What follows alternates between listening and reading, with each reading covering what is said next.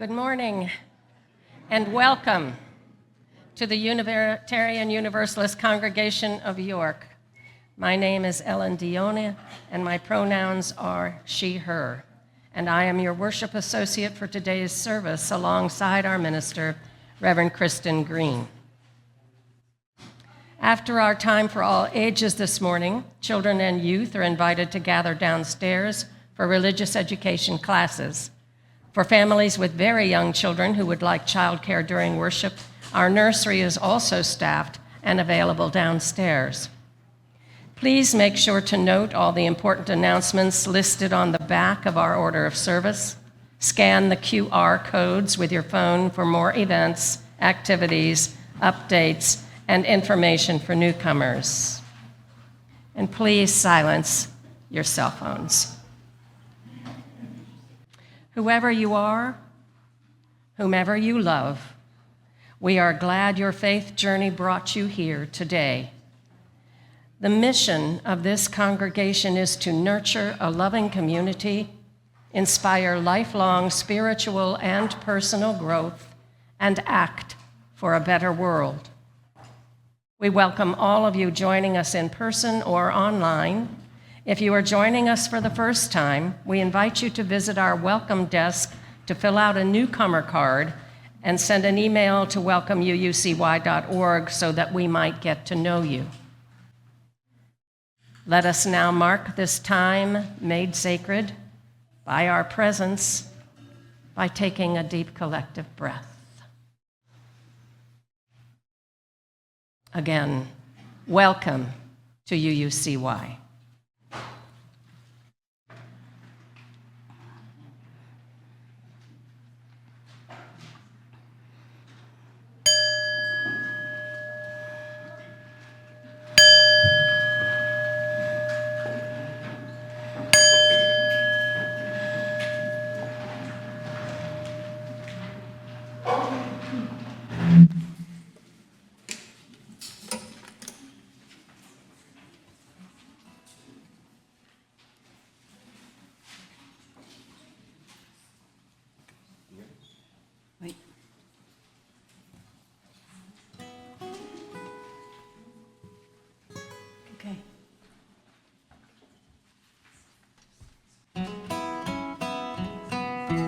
Almost heaven, West Virginia, Blue Ridge Mountains, Shenandoah River.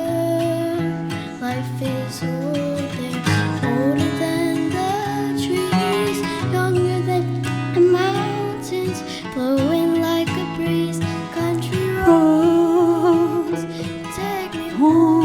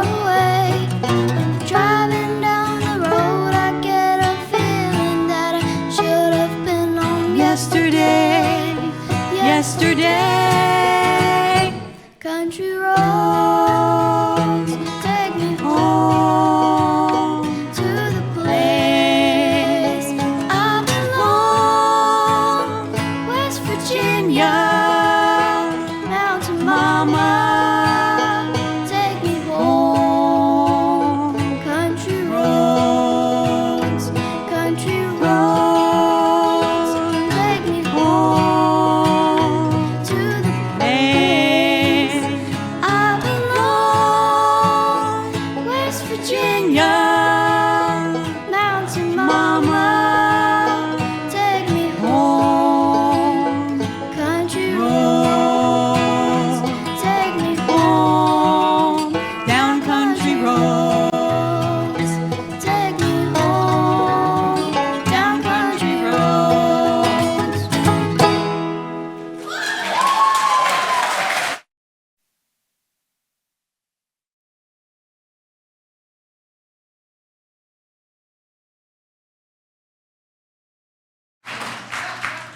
We can all go home now.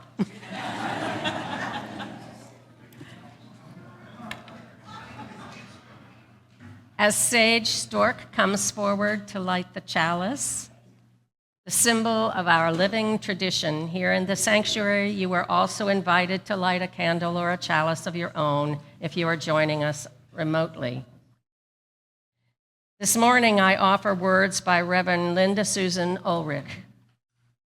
For all the mothers and mother figures, the grandmothers, aunts, and extended family members who mother, the soon-to-be mothers, the wish they were mothers, the never wanted to be mothers, the it's complicated mothers, the birth mothers, foster mothers, adoptive mothers, stepmothers, the used-to-be dad mothers, and more than one mom mothers, the single mothers, separated mothers, stay-at-home mothers, unhoused mothers, the grieving mothers, those who grieve their mothers, and those whose grief is complex, for all the communities that mother, and for all who depend on the great mother. You are held and beloved. We now invite you to rise in body or in spirit and join in singing hymn number 301 in our gray hymnals, Touch the Earth, Reach the Sky.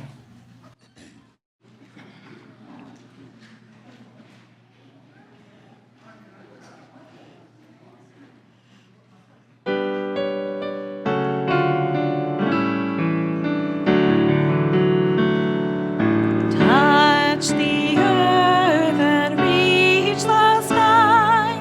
Walk on shores while spirits fly.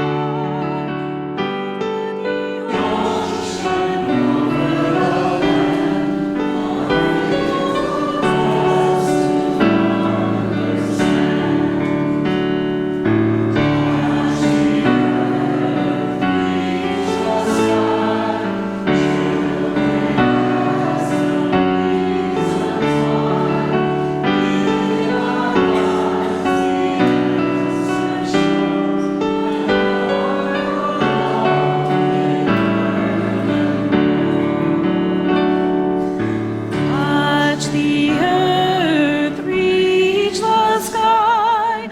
All are born and all shall die. Lies the time left in between to follow a star, to build a dream.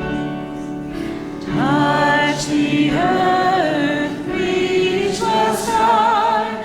Hug the laughter, feel the cry.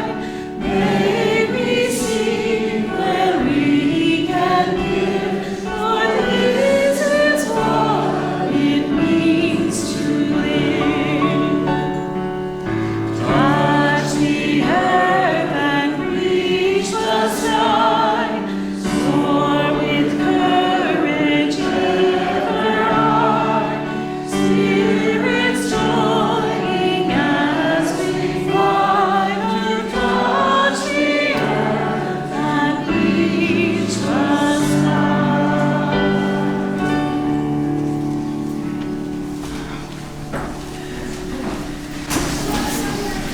Good morning, friends.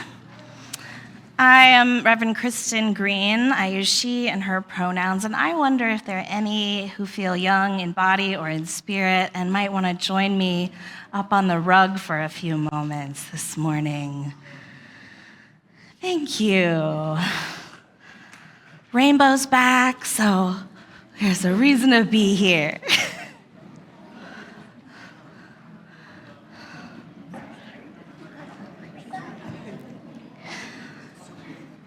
Oh, thank you. Is this your mom's? Yes. So can I talk to them about it? Yes. Okay, and I'm just going to put these here for now. So I have titled this portion of the service curious about queen bees. Now, who thinks I'm about to talk about Beyonce? Some people, yes. And who thinks I'm going to talk about honeybees? Well, a couple of you have inspired me to preach a sermon on Beyonce, and today I am going to talk about bees.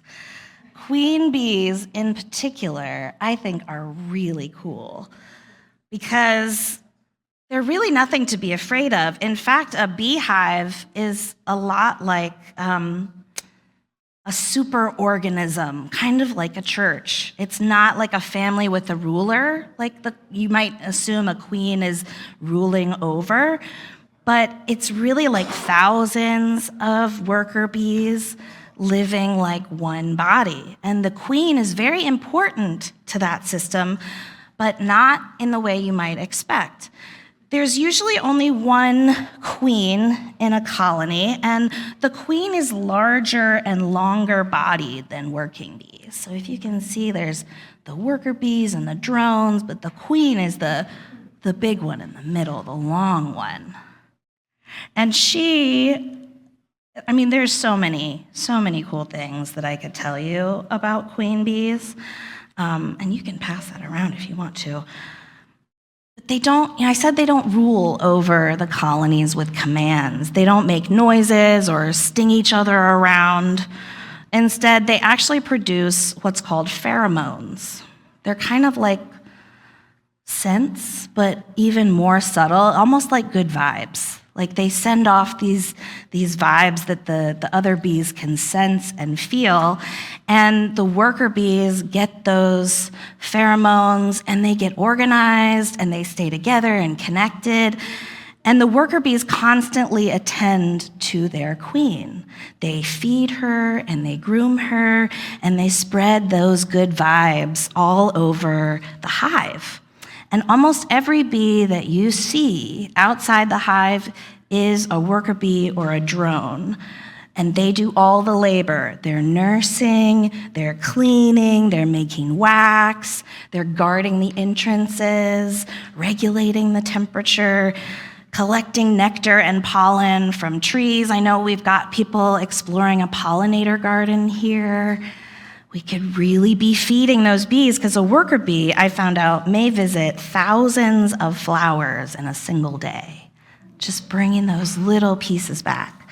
And of course, they produce honey in that hive. Yum. So they know and they learn how to mother without any classes or special meetings. And the queen creates this natural order of things with how she is. So somehow the queen is able to organize a colony of almost 80,000 bees, like 20 to 80,000 bees in these hives sometimes in peak season. That sounds like a lot of bees and a lot of honey.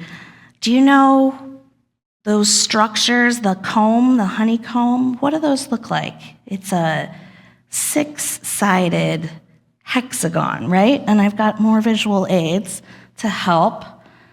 Got this like sticky honeycomb. Looks pretty yummy. Maybe not ready yet, but these 6 sides are actually the strongest structure in nature. The hexagon shape creates these shared walls so that it can hold a lot of honey, just like we're all connected to each other through our shared values. You know, the honey beehive actually reminds me a lot of this place, of UUCY. We're a strong community, and we're each unique and different. We're like a hive. We're here and we survive because we share the work that no one could do alone. And like a hive, UUCY is guided by something much bigger than any one of us. I'm just a worker bee, just like you, you know. What do you think is our queen bee? What would be at the center of our church, our faith? Mary's given the heart sign. Think love.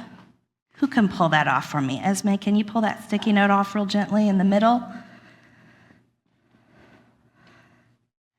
Yes, so we've got, can you read that for us? We've got love, the queen bee at the center of our shared values. And that central value of love is also not a ruler or a tyrant, but it guides us, and the shared values grow out of it. It's life-giving, kind of like a mother is sometimes life-giving. So, do we know our other values? Can we name them?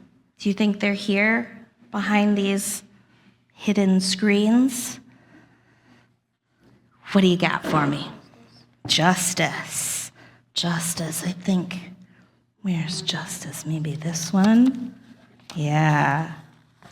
So we've got, we work to be fair and stand up for what's right. We've got equity. We embrace each person's dignity and worth. We've got generosity. We cultivate a spirit of gratitude and sharing. We've got interdependence. We honor the web of life and our place in it. What else we got? I need some help. Can you help me out here on these last two?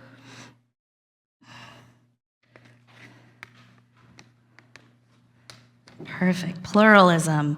We celebrate our differences and welcome many paths to truth. And lastly, but certainly not least, transformation. With a picture of a butterfly, we courageously grow and support healing in ourselves and the world.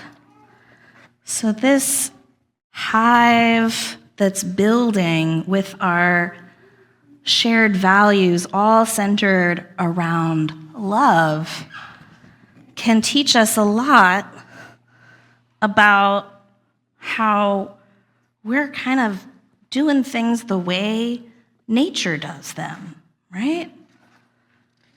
So let me get myself back on track. All right. So we know that no single hexagon is enough, and no single bee is enough to build this community. And, Mother's Day also can remind us of something similar. Today we honor mothers, but also grandparents and aunts and mentors and teachers and chosen family and caregivers and all the people who help nurture life. And in Unitarian Universalism, we know that love is bigger than biology. Families are made in lots of ways, and caregiving is holy work wherever it appears. Thank you so much for making this such a special time this morning. Daniel's going to play something sweet for us to listen to as you go downstairs for your religious education, or you can return to your seats with your family.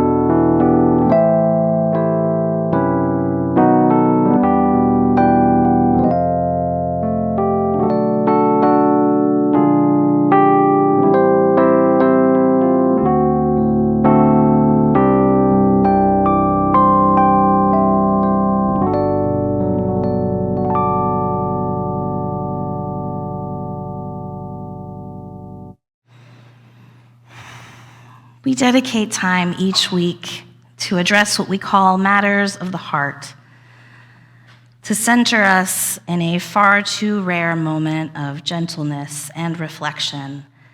I offer the meditative words of Reverend Amy Friedman.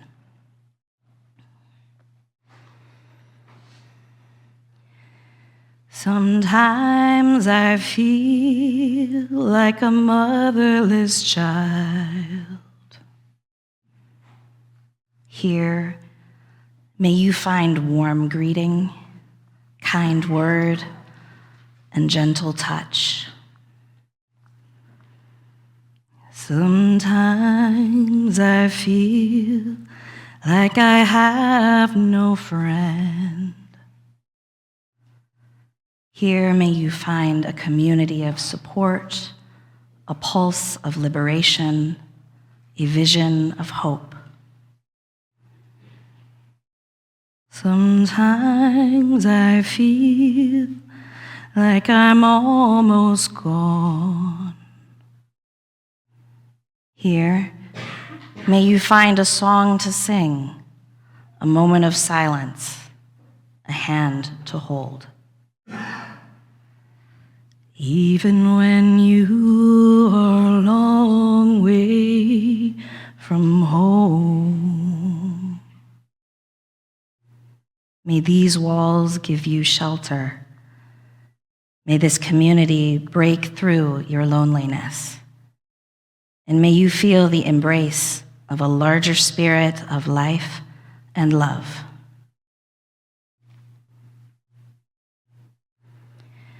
We now move to matters shared by members and friends of our community. This is a time to share the joys and sorrows, the small moments of happiness, and the deepening concerns that reside within our hearts. You may choose to submit something for Matters of the Heart anytime on our website by writing a note and placing it on the pulpit before service, or I will check in with our folks gathered on Zoom today and read directly from the chat. We light a candle of love for all mothers still with us today and for the many generations of mothers before us. I see a number of our people online. We hold you here in this space as you join us from wherever you are. We also hold so much gratitude and appreciation. Let's light a candle for the many hearts and hands who offer their gifts of service each week. As we learn their names and faces, may we extend our own gratitude to Katie for greeting us at the door, Suzanne and Robbie for offering warmth at our welcome desk, Carol for providing beautiful flowers, Steve and Sandy for serving as ushers, Connie and Sandy for counting collection, Marta and so many others in the kitchen brewing our coffee, putting out brownies and treats, and helping wash up after. We light for Joel and Doug and Sarah who keep us online all over the world. May all those whose labors remain unnamed feel held by our expansive gratitude and forgive us for our omissions. May we increase our awareness of all the invisible ways we share in this work. We light one final candle this morning for all that remains unspoken. It may feel too large or too small to share. You may not feel ready to hear it read aloud yet, but please know that our community holds these with you in silence, even if the words never come. We honor all that we carry within us and know that the flame of our faith kindled here resides within us also at all times. So may it ever be, and amen.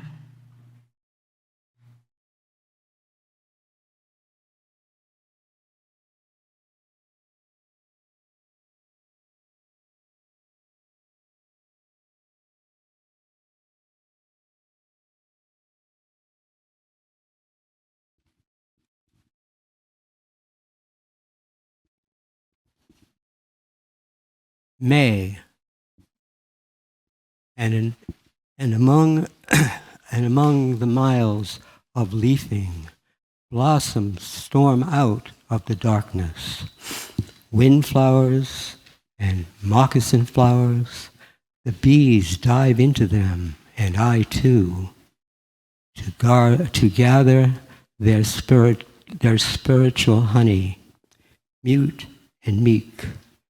Yet theirs is the deepest creativity, that the existence too, this sense of well-being, the flourishing of the physical body rides near the hub of the miracle that everything is a part of, is as good as a poem or a prayer, can also make luminous any dark place on earth.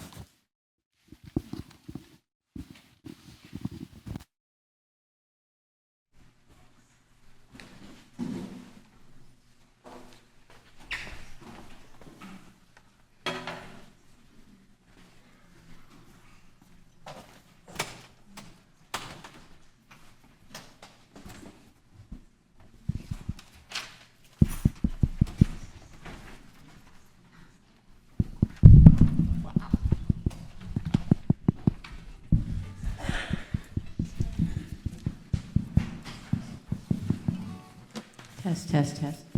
Yep.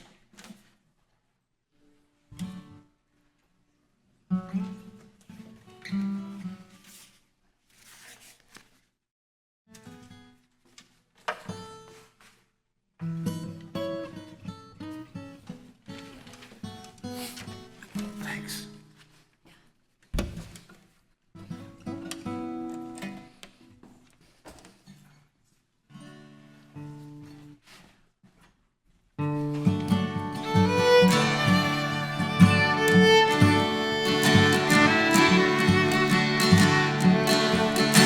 Inch by inch, row by row, I'm gonna make this garden grow.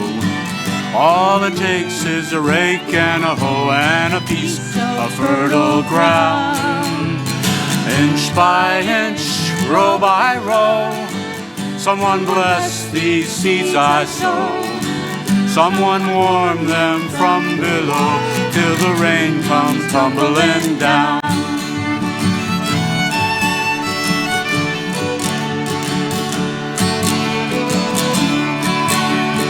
Pulling weeds, picking stones, we are made of dreams and bones. We are made, feel alone, 'cause the time is close at hand. To feel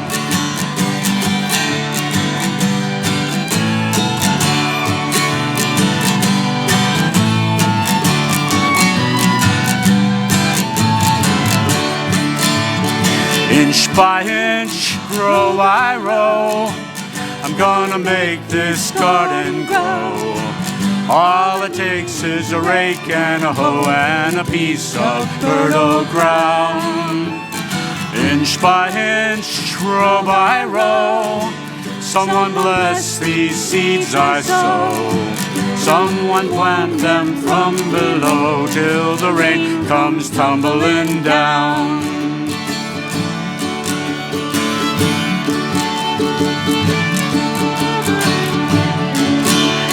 Plant your rows straight and long, temper them with prayer and song. Mother Earth can keep you strong if you give her love and care. There's an old crow watching from a tree. He's got his hungry eye on me. But in my garden I'm as free as my feathered friend up there. Row by row, gonna make this garden grow. All it takes is a rake and a hoe and a piece of fertile ground. Inch by inch, row by row, Someone bless these seeds I sow. From within them from below, till the rain comes tumbling down.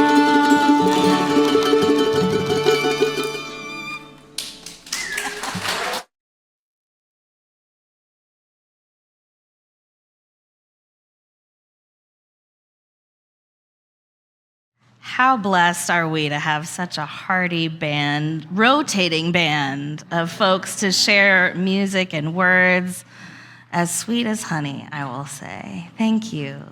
Thank you. I've been thinking a lot about what it might mean to become like a mother. I'm watching my sister-in-law become a first-time mother in the last week, in talking about it with different people who view the world from different perspectives, the walks I've taken in nature these past few weeks, and in searching for the peace of it all that feels the most like spiritual honey of May, I have come to this statement. To live like a mother is to awaken to curiosity, awe, and the reality that we are not ultimately in control of life. But we are wholly, fierce, and vital participants in it. So let's take our spiritual theme of awakening to curiosity and awe and think like a mother. I asked our First Lady, Dana Green, about her experience of becoming an auntie to our new Everett. And she told me this whole experience has reopened curiosity to me. I had decided certain things about our family and about myself, and now suddenly everything feels possible and unknown again. Motherhood, even becoming an aunt, brings vulnerability, wonder, and closeness. It reminds me that love changes entire systems, not just individual people. Dana and I both feel a new sense of curiosity as motherhood has not yet been a path that we have chosen to take. So we find ourselves wondering, what will this Everett be like? What kind of aunt will we be? How will this change our family and our lives? Auntie life is uncertain, and we feel called to stay open to whatever will be and whatever we may become. Now, before I share this next bit of life story as sacred text, I want to assure you that Alyssa and Aditya, my new nephew, Everett's mother and father, have both been read their ministerial rights that anything they say or do can be used in a sermon. So I messaged them about this, and they assumed the risk when they responded to the group text. And in all seriousness, I really owe both of them a debt of gratitude for their trust in me with such vulnerability. It's really an honor to witness them becoming. I think they may be viewing online either right now or later. Aditya's response to my request, the father, I asked for any perspectives that felt like a mother to him. And what he said echoes Dana's sense of awe in the beautiful magic and mystery of uncertainty. But I'll read you his literal words. I literally saw Everett come into the world and time stood still. I can't fully explain what that moment did to me. I've never been much of a baby person, but the love I feel for him is immediate and overwhelming. I watched my wife become a mom, and she has been incredible, like something inside her awakened instantly. There's a kind of awe in realizing that life and love are so much bigger than anything we can control. There's a kind of awe in realizing that life and love are so much bigger than anything we can control. Aditya knows reverence like a mother now. And like Mary Oliver described May, the month of May, in her poem that Rich shared as this hub of the miracle that everything is a part of. This new father rediscovered the magic and truth of the unseen, yet faithfully present interdependent web that was like a mother for the first time. Now, no parent, and as it turns out, no doctor can command when labor begins or how the birthing process unfolds. It happens how it happens, when it happens, and even sometimes not at all. Alyssa shared about her own curiosity and wonder that she feels when she stares down at her son, and how quickly it can turn to fear and worry with the realization of her utter lack of control. It is with deep reverence that I share her raw expressions of feeling overwhelmed and terrified and even isolated. These feelings do not ever fully fade because they're part of our biochemistry for survival. It's good data for us to feel those emotions. Because people continue to enter into this process anyway, knowing those things, even anecdotally. Every day, all over the world, in so many forms, people live like a mother, not because there are guarantees, but because relationship is worth the vulnerability. Every birth story humbles us. Human beings enter the world crying, bleeding, exhausted, terrified, ecstatic. And nothing about it is neat or tidy. And somehow this profound, raw vulnerability is also where attachment really begins. That's true biologically and spiritually and even emotionally. Our worship associate, Ellen Diona, is the mother of 9 between her late husband, Arthur, and that's Reverend Arthur, so she knows about her chances of ending up in a sermon too. She shared with me that mothering is both fierce and imperfect. It brings you into contact with boundless love and also with your own exhaustion, anger, and vulnerability.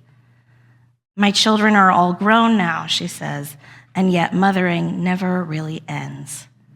What I've learned is that children are not possessions, they are their own people with their own destinies. If love continues across the years, that is a gift, never a guarantee. We do not own what we love, we belong with it. And some of you may have had this experience with my Nan, one of my mothers. And Nan is a preacher's kid, so she knows about the thing. Nan, if you've ever met her in coffee hour or after a service, she might have introduced herself. She often does to people who know me first. I belong to Christin. And people laugh at the way that flips the usual "that's my daughter" line on its head and almost suggests that the child is in charge. You know what they say about only children. Yeah. But I really have to thank her for what I think is actually spiritual honey of both her clarity and her joy in delivering the same "I belong to her" intro again and again. To me, it is a prophetic word about revolutionary love, like a mother. From possession to participation, from control to relationship, and from separateness to kinship. Like the South African wisdom of Ubuntu, I am because we are. I know that the spirit behind Nan's words are true in part. She is mine and I am hers. But more completely, that we became a family with each other. To live like a mother One must nurture without domination.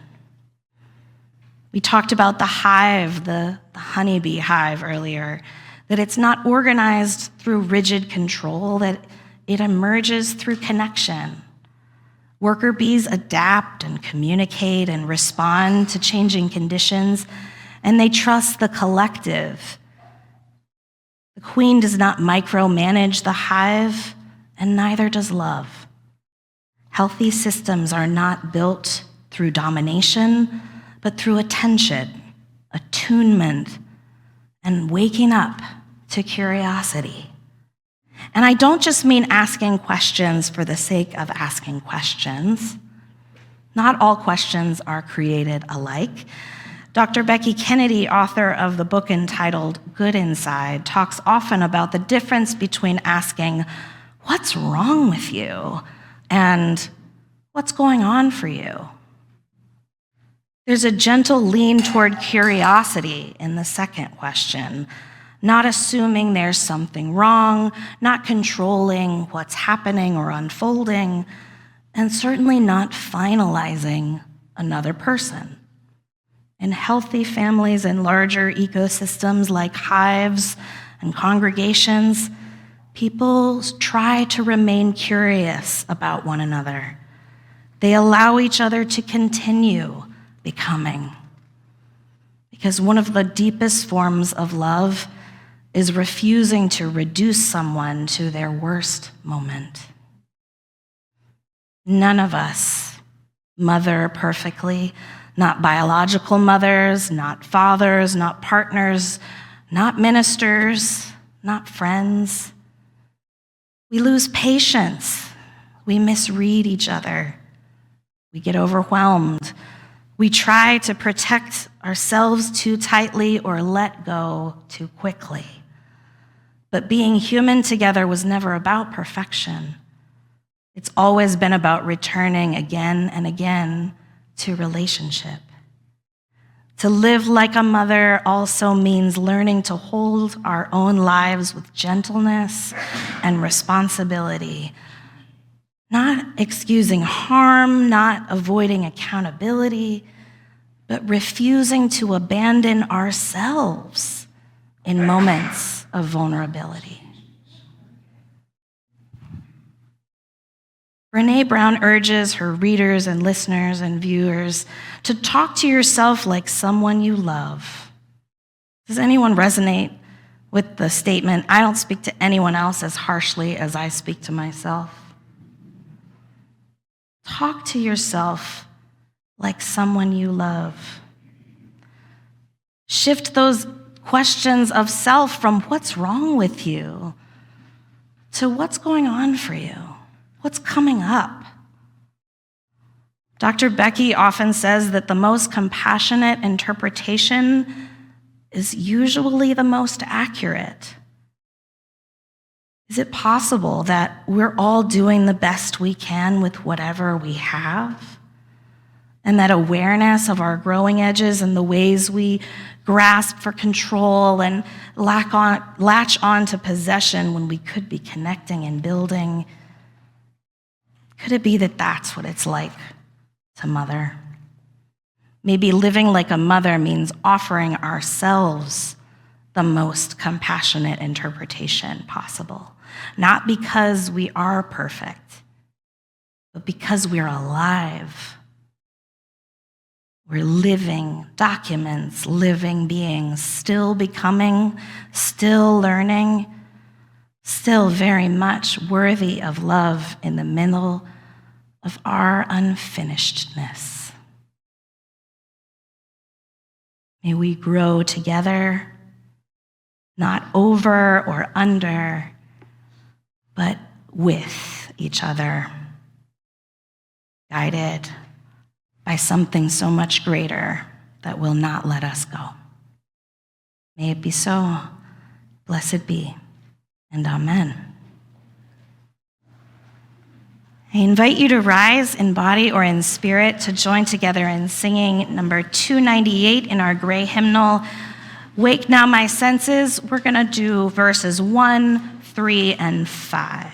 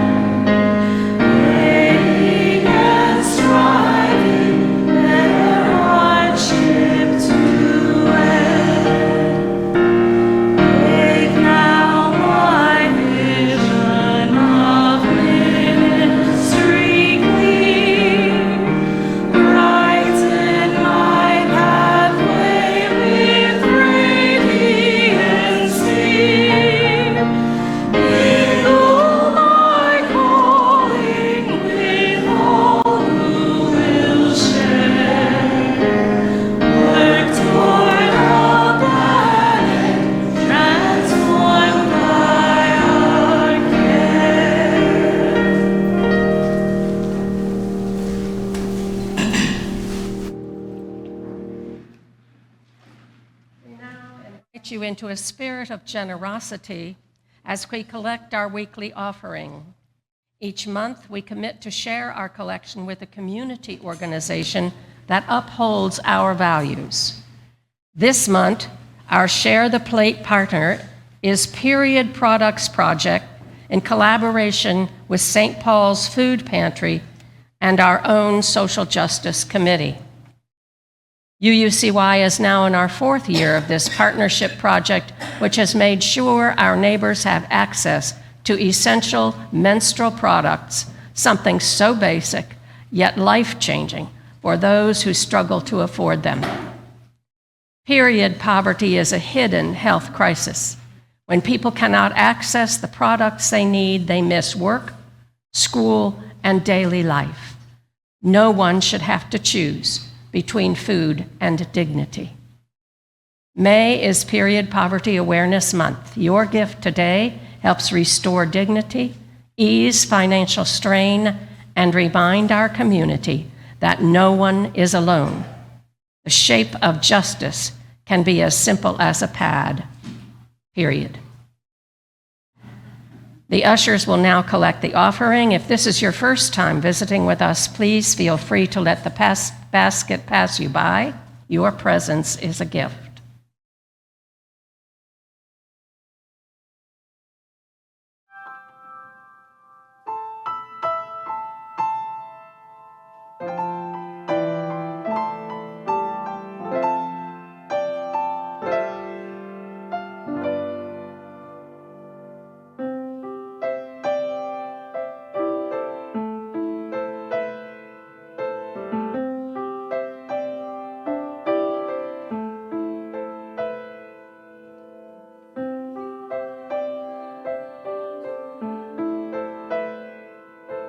Earth is just a dead thing you can claim, but I know every rock and tree and creature has a life, has a spirit, has a name. You think the only people who are people are the people who look and think like you. But if you walk the footsteps of a stranger, you'll learn things you never knew, you never knew. Have you ever heard the wolf cry to the blue corn moon? Or ask the grinning bobcat why he grinned? Can you sing with all the voices of the mountain? Can you paint with all the colors of the wind? Can you paint with all the colors of the wind?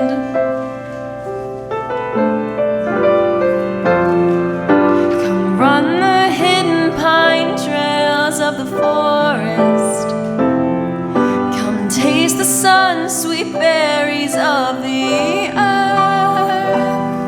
Come roll in all the riches all around you, and for once never wonder what they're worth. The rainstorm and the river are my brothers. The heron and the otter are my friends, and we are all connected to each other in a circle, in a hoop that never ends.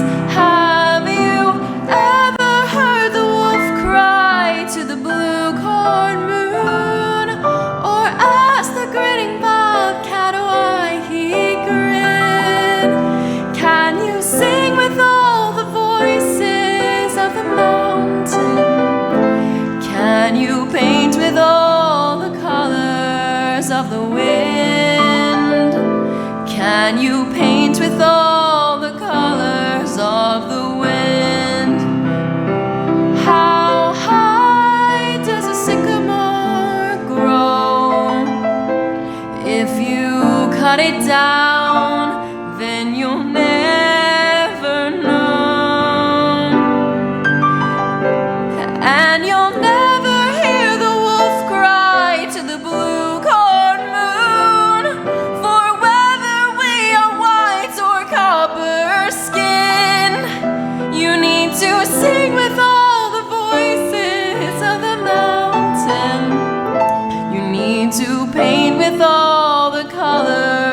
of the wind. You can own the earth and still all you'll own is earth until you can paint with all the colors of the wind.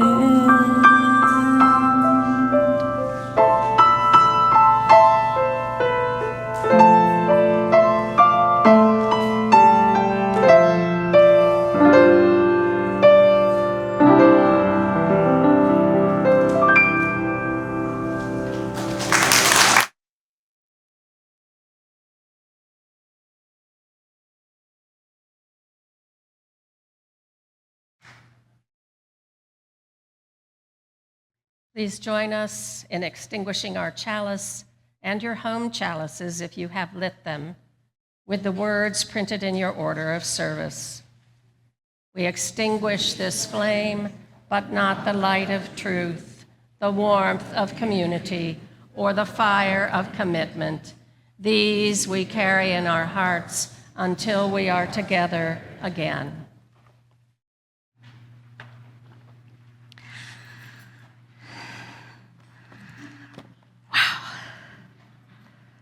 What a cup-filling, saucer-filling kind of morning. Thank you again for so many gifted participants. Some of you who came today for a UU History Association, knowing that the Unitarian Julia Ward Howe advocated for an annual celebration of Mother's Day in her Mother's Day proclamation in 1870, will be interested in this fun fact. 40 years after Julia Ward Howe, the Unitarian, advocated for Mother's Day, a Methodist, Anna Jarvis, was sending thousands of letters to politicians and churches and civic leaders, also advocating for this official recognition of a national day honoring mothers.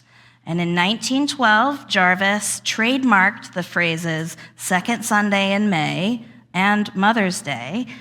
But in 1914, President Woodrow Wilson officially proclaimed that the second Sunday in May would be observed as Mother's Day. Now, Jarvis, as the trademark holder, was very particular about the placement of the apostrophe in Mother's Day.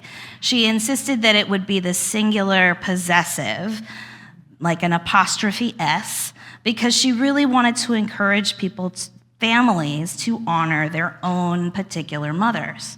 And as someone with two mothers, this has always made me laugh a little because I put the apostrophe at the end for a different reason.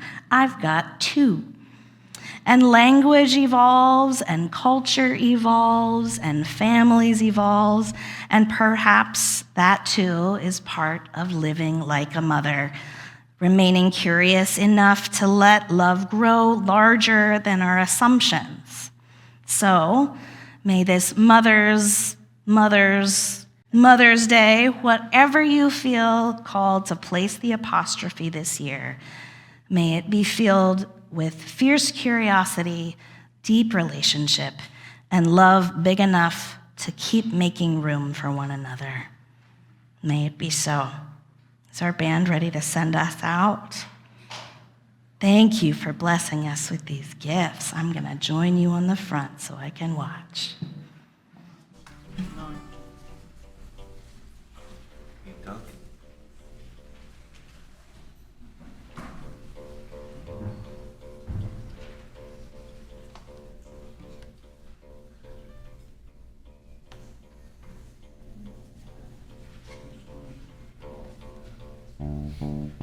Thank you.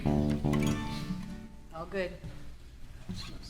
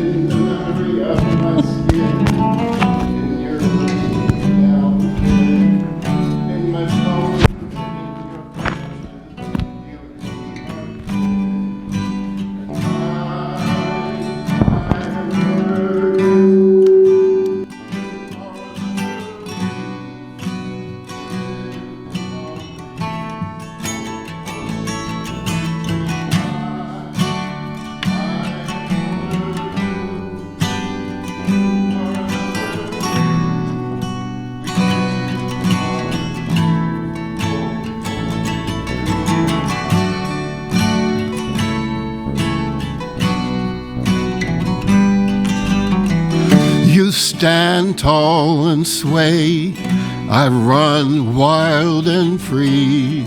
You teach me how to bend, I show unbounded reverie. The way you drift on the highest peaks and the valleys underneath. And in the city streets I roam, I show you everywhere is home. And I am another you are another me. We live in harmony, holy, holy green tree. I am another you are another me. We live in harmony, holy, holy. What I breathe in, you breathe out. What I breathe out, you breathe in. And I need you, and you need me for balance, reciprocity.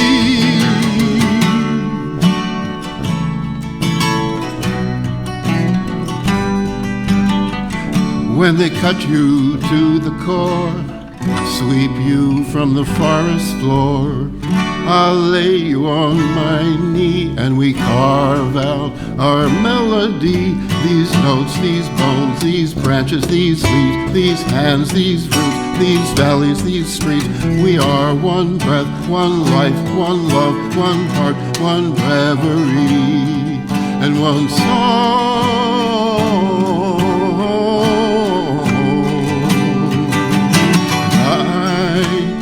I am another you are another me. We live in harmony, holy, holy green tree. I am another you are another me. We breathe in harmony, holy, holy, sing with me. I am another you are another me. We live in harmony, holy, holy green tree. I am another you are another me. We live in harmony, holy,